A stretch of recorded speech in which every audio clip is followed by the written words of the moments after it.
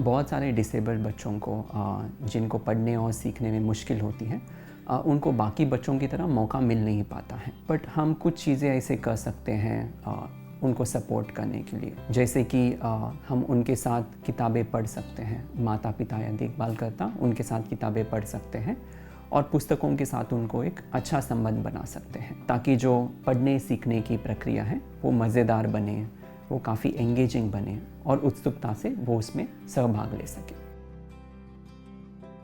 पहला पॉइंट है कि उनको चॉइस देना या उनको विकल्प देना या अलग अलग पुस्तक चुनने का मौका देना। बच्चे खुद से चुन सकते हैं, चाहे वो उनके पसंदीदा टॉपिक हो या ऐसे टॉपिक जिससे वो रिलेट कर पाए या जिससे उनका कनेक्शन थोड़ा बड़ा रहे, या ऐसे टॉपिक जो उनको आकर्षक लगे या जो उनके लिए मज़ेदार हैं। बच्चों के लिए अनुकूल किताबों का इस्तेमाल करना, उनके नीड्स को ध्यान में रखते हुए आप किताबों का चुन सकते हैं।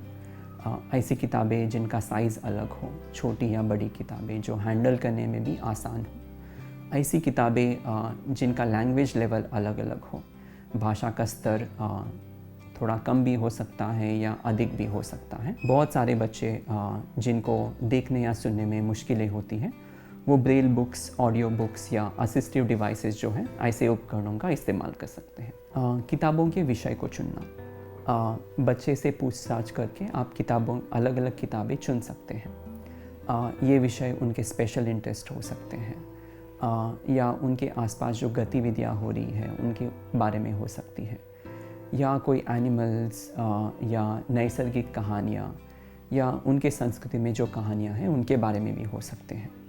तो हम चाहते हैं कि वो एक विषय के साथ एक कनेक्शन बने, जिसके ज़रिए वो खुद के बारे में जान सके और आसपास की दुनिया के बारे में जान सके। बच्चों की गति से जाना, अलग अलग बच्चों के अलग अलग स्पीड होते हैं या गति होती है।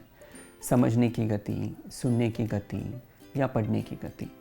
आप उनसे पूछताछ कर सकते हैं और उनके अनुकूल से आप पढ़ने की जो स्पीड है उसको एडजस्ट कर सकते हैं।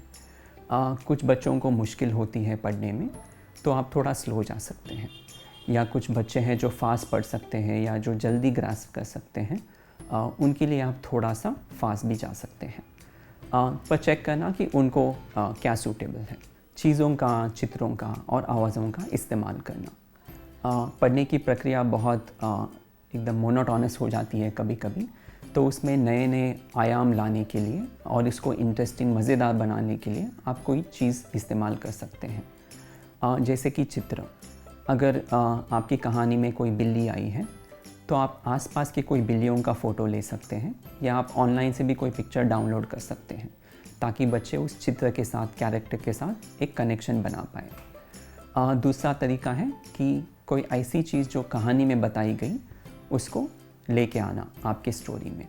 अगर कोई टेडी बियर के बारे में कहानी है, तो बच्चों को आप एक टेडी बियर दे सकते हो, ताकि वो रियलिटी में भी वो चीज़ को महसूस कर सकें, उसको होल्ड कर सकें और उसको एक्सप्लोर कर सकें। वस्तुओं को पुस्तक के ऊपर चिपकाना या उनका इस्तेमाल करना। कुछ बच्चे हैं जिनको फाइन मोटर स्किल्स में डिफ़िकल्टी होती है या पुस्तक हैंडल करने में डिफ़िकल्टी होती है, उसके लिए आप आइसक्रीम के स्ट्रिप चिपका सकते हो ताकि वो पन्ने पलट सके, या पॉम पॉम जैसी चीज़ें लगा सकते हो जिससे किताब हैंडल करने में थोड़ा आसानी हो। कोई बच्चे जिनको टैक्टाइल सेंसिटिविटी है, आप फेल्ट के जो फैब्रिक्स होते हैं या जो कपड़े होते हैं या पॉम पॉम्स होते हैं, वो पुस्तक के ऊपर लगा सकते हो ताकि वो पढ़ते वक्त ये चीज़ें एक्सप्लोर कर पाएँ।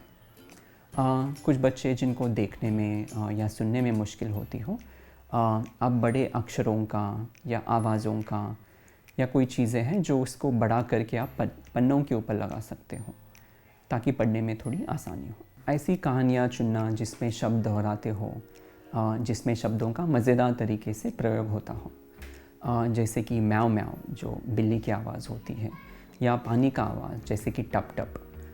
जब हम ऐसे उपयोग करते हैं तो बच्चों की जो सुनने की प्रक्रिया होती है वो और भी थोड़ी बढ़ जाती है। अलग अलग स्वरों और भावों का इस्तेमाल करना। बच्चों के साथ पढ़ते वक्त आप स्वर ऊपर नीचे कर सकते हैं, आपकी आवाज़ तेज़ या कम कर सकते हैं, या जो शरीर के हाव भाव हैं उसका भी इस्तेमाल कर सकते हैं। उदाहरण के तौर पे शेर का दहाड़ना, तो दहाड़ना के ऊपर आप फोकस कर सकते हैं। या मंकी की तरह कूदना या बंदर की तरह कूदना, वो भी आप एक्शन कर सकते हैं। बच्चों से पूछताछ करना, उनको प्रोत्साहन देना और उनको एंगेज करना। कहानी के बीच में आप रुक सकते हो और बच्चों को पूछ सकते हो कि उनके लिए कहानी कैसे जा रही है। उत्साह निर्माण करने के लिए आप प्रश्न भी पूछ सकते हो कि आगे क्या होगा, या आपको क्या लगता है कि ये कैरेक्टर क्या करेंगे, या कौन सी चीज़ें होने वाली हैं। उनके इमेजिनेशन को भी आप लेके आ सकते हो। अगर उनको ऑल्टरनेटिव एंडिंग बनाना है या कहानी को किसी और तरीके से आगे बढ़ाना है, वो भी आप कर सकते हैं। अगर आपको ये वीडियो फ़ायदेमंद लगा तो आप ये वीडियो को लाइक करिए और चैनल को सब्सक्राइब करिए।